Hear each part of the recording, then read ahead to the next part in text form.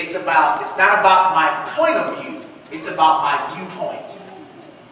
Whereas perception, or perspective rather, perspective is about my point of view. It's about how I see something externally. So in other words, if I had to break that down, it would be something simple as, I'm looking at Pastor Lotson from this perspective. From this perspective, he looks a certain way to me. But my perception is that no matter where I stand, he still looks the same. All right. Because I don't see him from a vantage point, I see him internally first. So no matter where I stand, he still looks like the man of God. Watch this. Part of the problem for most of us in church is that we struggle with perspective because we've not dealt with our own perceptions yet. What are our own perceptions? I'm so glad you asked. It is when I allow God to teach me who I am. Yeah. That's right, sir. Come on. When God shows me who I am, then no matter where I stand, I can still see what God sees. Yeah. Come on now. Listen. No matter who talks to me, how they talk to me, their words don't affect me because I still know who I am. That's right. This messes up some of us in church. We try to argue with people and defend our position based on the fact of what they say about us, not knowing that if I know who I am, it don't matter what you say about me. When I know for a fact that I am fearfully and wonderfully made, you can call me ugly all day, and it won't affect me because ultimately I know who I am. You can tell me you ain't anointed, you ain't. God ain't never going to use you. Those are your words. But because I know what God says about me, I'm fully persuaded that what you say about me don't matter. That's right, sir. One of the rules I want to give this church is never let anybody say anything to you that God ain't said about you. Come on now. If there was, I'm going to proof text that, Pastor. Can I proof text that? Yes, sir. Go proof ahead. text it says, my sheep know my voice. That's right. And the strangers, they won't follow. Here's an interesting thought for some of you. If God's voice is supposed to be the voice that moves me, then why is it that I let attitudinal Negroes in church say stuff to me that moves me? And I didn't hear God's voice in there. God, that felt good right there. Come on. So in other words, if I don't hear God in your voice, then you don't move me. If I don't hear God's perspective in what you got to say, it doesn't matter to me. In other words, if it ain't God, I ain't got time to be bothered.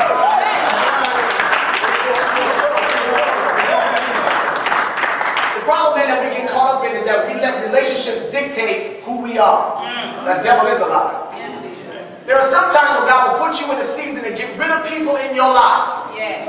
In order for him to show you who they are versus who you are. God, that felt good right there. See, sometimes, okay, I'll proof text that.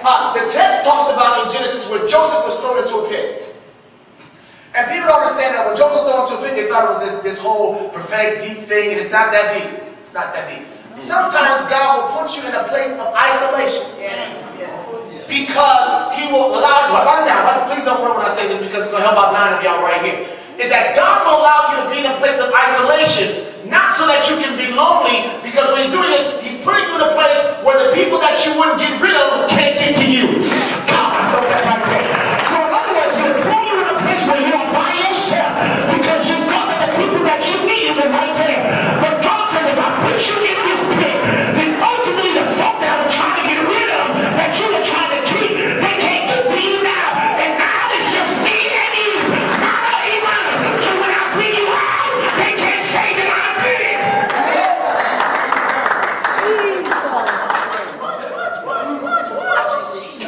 See, you walk out here and feel like nobody loves you. Ain't nobody call me.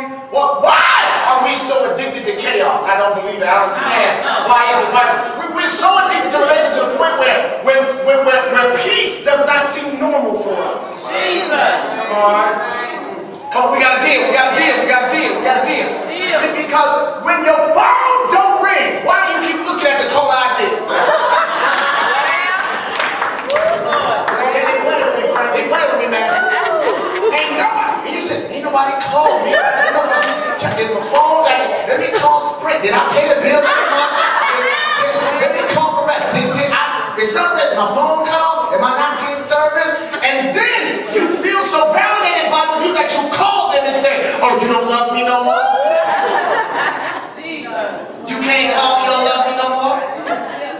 And God said, I'm trying to get you to a place where you understand what peace feels like. You're so addicted to drama and chaos.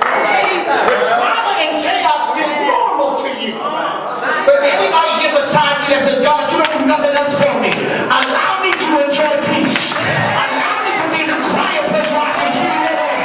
Allow me, I feel the Holy Ghost, Pastor. Allow me to be in a place where no other voice matters but yours.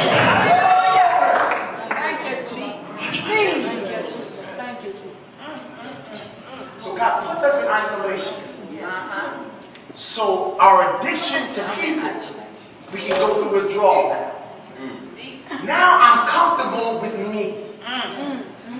You ain't got to like me. But you still got to respect the fact that I'm still here. That's right, sir. And the one thing I love, I don't know who this is for, but the Lord put this in my spirit like 10 seconds ago, is that the one thing that some of you ought to shout about is that you survived the worst of it.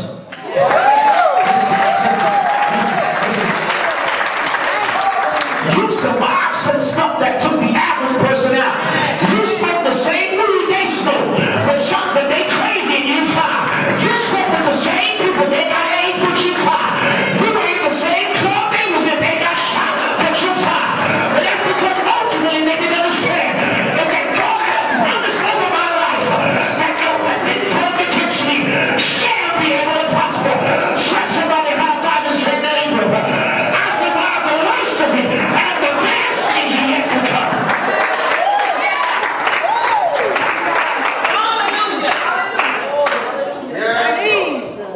Perception, perspective.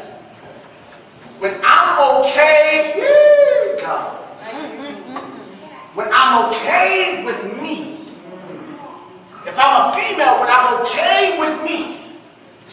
You can't call me beautiful and it affects me. Because I woke up this way. See, y'all playing. You can't buy me a diamond that I ain't bought for myself. Because I value me more than I value your opinion of me.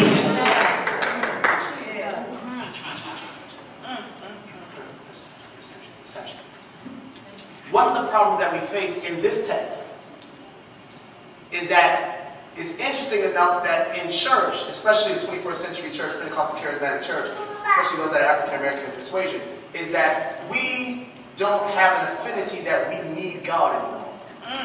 Come on now. Man, I found out that church, that we have learned to have church without God. Oh, it's true. It's true. Okay, I'll prove it to you. When people are desperate for God, I don't need a worship team. Come on now. I just need an opportunity. See, oh, that messed you up. David said, I was glad. Proof text it. David said, I was glad when they said unto me, let us go into the house of the Lord. That's the text, right? It's the text. The text is written because David looked at the course of his life. And when David had, number one, not been what he was supposed to be, verse 7. The text says at a time when the king should be at war.